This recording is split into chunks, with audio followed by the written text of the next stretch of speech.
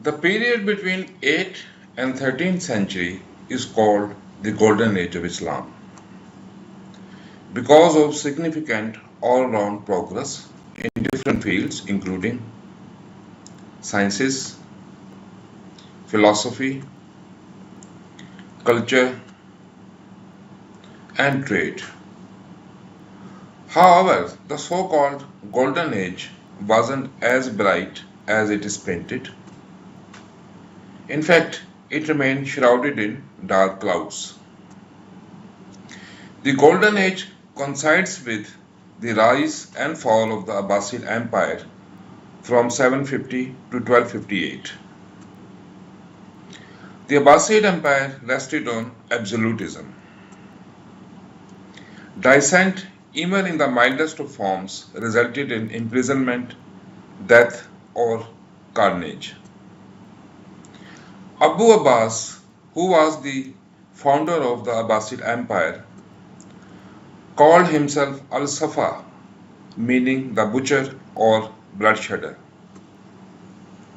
Al-Safa was so ferocious that he dug up the graves of his opponents, the Umayyad, and burned their decayed bones.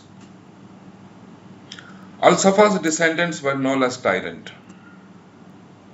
Al-Mansur, the second Abbasid ruler, gave religious meaning to Abbasid absolutism. Verily, I am God's dominion on his earth, he pronounced. Thenceforth, the Abbasid rulers deemed themselves the caliph or representative of God. In both political and religious matters, the ruler's word represented divine command and thus was absolutely binding. In the name of divine authorization, Al-Mansur killed all Shia leaders who he felt threatened of. Al-Mahdi, the third Abbasid ruler, introduced the institution of inquisition to combat heresy.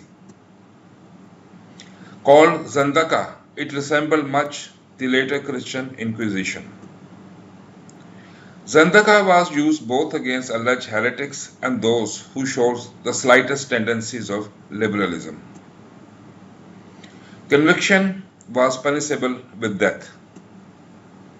You are watching Wisdom of Life. Celebrated Abbasid Emperor Harun al-Rashid was as cruel and despotic as his predecessors. Harun's cruelty was especially directed towards Alawites or Shias. He vowed, by Allah, I will kill the Alawites and their followers. Harun executed or buried alive hundreds of Shias. The more fortunate were banished from Baghdad, the capital, or jailed. Abbasid's political and religious absolutism left no space for free inquiry. Hence, take the two greatest philosophers of the era, Ibn Sina or Avicenna and Ibn Rushd or Averroes. They were essentially commentators of Greek philosophers rather than original philosophers in their own right. Mozalism, the major school of Muslim philosophy, aimed to offer a rational explanation of religious beliefs rather than present an independent philosophy. Averroes, even then, was charged with heresy and attacked by the mob. The age of Muslim philosophy closed with the victory of the orthodox school of Asharism. Asharism was in fact a hodgepodge of orthodoxy, rationalism, and spiritualism. It triumphed because it was more in tune with both the political realities and public sentiments.